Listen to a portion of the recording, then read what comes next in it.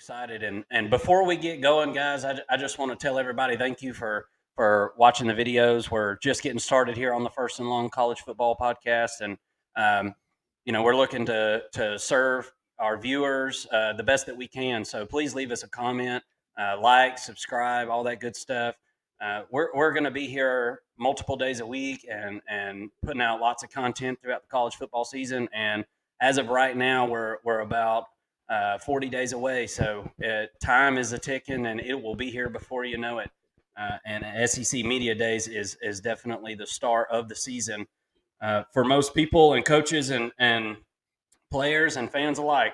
Speaking of the SEC, and we'll go down the road to an SEC East rival, South Carolina. Uh, Shane Beamer has kind of brought his own version of Beamer ball to South Carolina, right? And Spence brought in Spencer Rattler, and these guys finished the season hotter than anybody. Nobody wanted to play South Carolina at the end of the year. They took Notre Dame to the brink in that bowl game. That was probably one of the most exciting bowl games, honestly.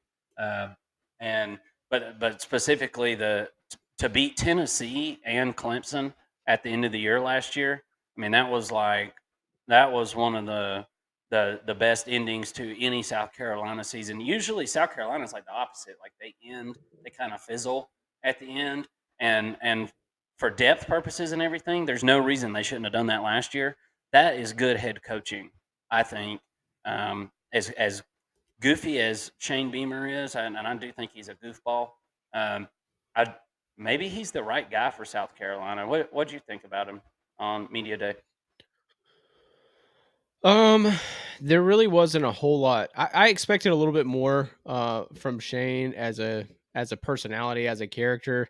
Um, hey, maybe he's trying to trend away from being sort of the fun team in the SEC and be a little bit more about South Carolina, having South Carolina be portrayed as a more serious team, or a team to take seriously in the league. But I like Shane Beamer a lot. I think he's again a fun personality. And I think he is the right fit for South Carolina. I think he's relatable. I think he's a young coach and a son of a coach, and someone who has been a part of very successful programs, in Georgia, in Oklahoma, with his dad. And I just think, I think he is going to end up being a good coach. And I think he's got South Carolina in a really good position this season. I am super pumped to see Nicholas Harbor, the 5-star Ooh, he's a badass. freshman coming in. 6'5", runs like a 10 200-meter or something like that. I mean, this guy's a freakazoid, absolutely. And to couple with Spencer Rattler, who I think just started trending up towards the end of last season, like you mentioned. And I think that is a testament to this coaching staff and how they are just squeezing everything that they can out of the talent that is, Spencer Rattler. And to see him develop last season from the beginning through the Georgia game, and then what he was doing at the end was really special. And I think he's poised to really kind of end his college career in a bright in a bright way.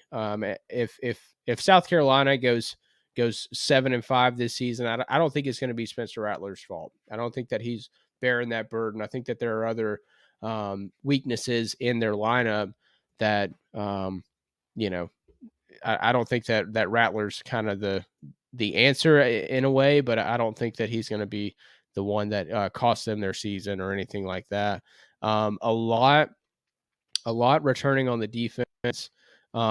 They of all the transfers that they took, none of them are projected to start on the defensive side of the ball. So a lot of returning talent and a lot of players who have been in this scheme, have been in the program. So that's usually a really good sign. And then on the offensive side of the ball, you know, it's funny because I don't even see on their depth chart Nicholas Harbor listed, which is funny to me. But I think that he does end up starting at tight end at some point. They have grad transfer Trey Knox slated to start ahead of him, Yeah. but I would be And they really brought in, surprised if dude, they brought in so many tight ends in the transfer portal. It yes. was crazy. I mean, if you look at those numbers, I mean, seriously, they brought in like 5 or 6 of them. I mean, it was Well, it wild, was bro. 3 transfers and 2 true freshmen and Nicholas Harbor, who was listed as an athlete and is projected to play tight Jeez. end. Wow. So A lot of new and faces there. actually, I do see him now, and the reason it's throwing me off is because he's listed as their ex receiver, so that he's not listed Mm, as a tight end. interesting. So they're essentially going to be running 2 tight end sets, is what I'm That's what gathering I out was of this. just But about to say. That's why they brought so many in. They have a new offensive coordinator, Loggins, that they had brought in. And mhm. I don't know a ton about this guy, honestly, but that's what it looked like to me. And what I was reading, looks like they're going to go 2 tight ends a lot this year, kind of like Georgia did last year. Yeah. Yeah, yeah. So outside of that, so 3 transfers coming in on the offensive side of the ball.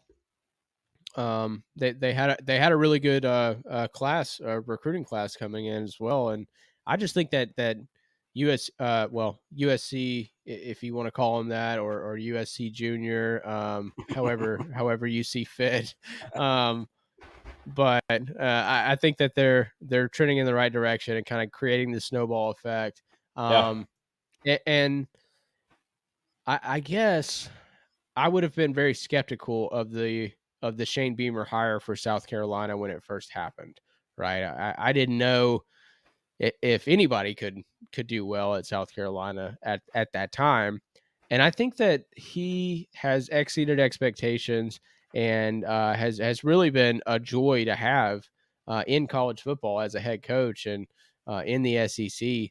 Um, they've got a really tough task with UNC starting in week 1, which I think might be on one of our lists here coming up Yeah. in our next segment, where we'll go through and document the best game of each week of the season coming up. So we're really excited to do that with you. But a really tough matchup for them in week 1 against UNC, against Drake May, who figures to be the number 2 overall pick in the draft this upcoming season, or off season, I guess.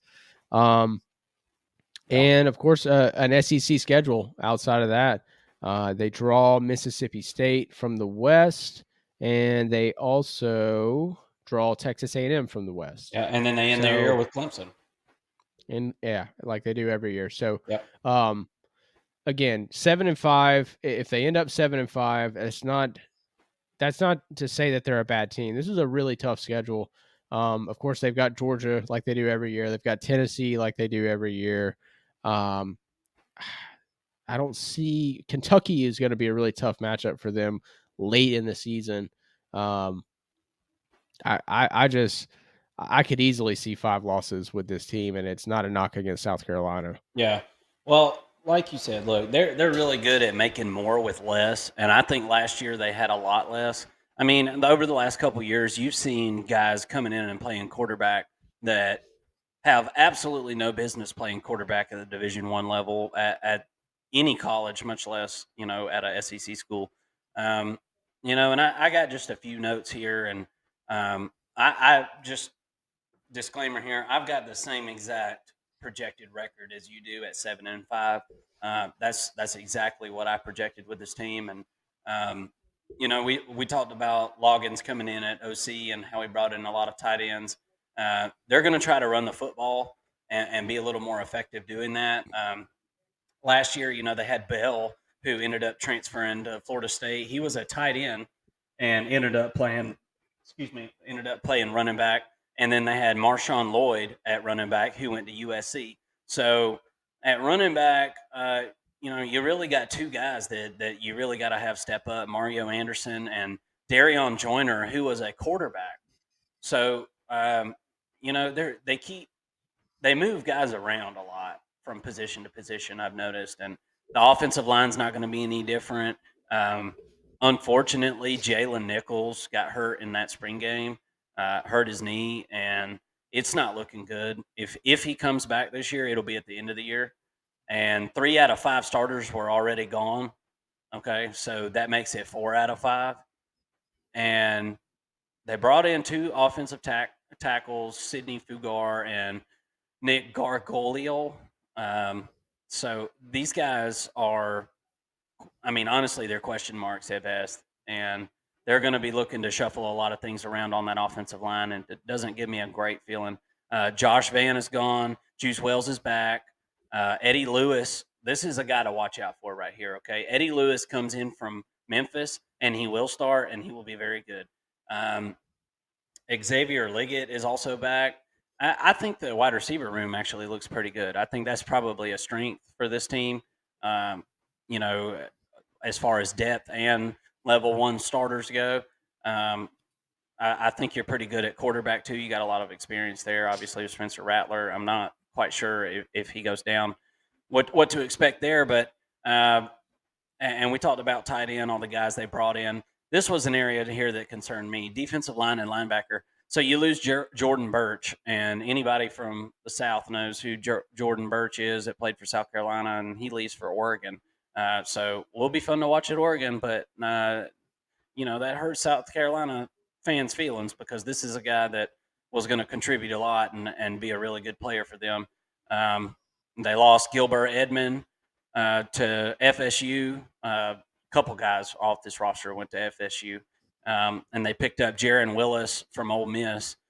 So it traded with an SEC team there. So with all that being said, it brings you back down to the secondary, and you lose Cam Smith and Darius Rush to the NFL. Uh, so you had two corners in that defense last year, that a defense that wasn't that great, and they were good enough to be drafted and taken away from you. So now you're looking at a bunch of underclassmen to step up there. So with all that being said, 7-5, like I said, is my prediction. I I see this team losing maybe a game they're not supposed to, and maybe winning a game or two that they're not supposed to. And I think that's pretty typical of college football teams year in and year out. But this South Carolina team feels like more of what we saw last year in the fact that there's a lot of question marks, and we're going to really get to see the coaching acumen of Shane Beamer this year as he tries to fill in some of these gaps and navigate this schedule. This is a tough. South Carolina's got a tough ass schedule.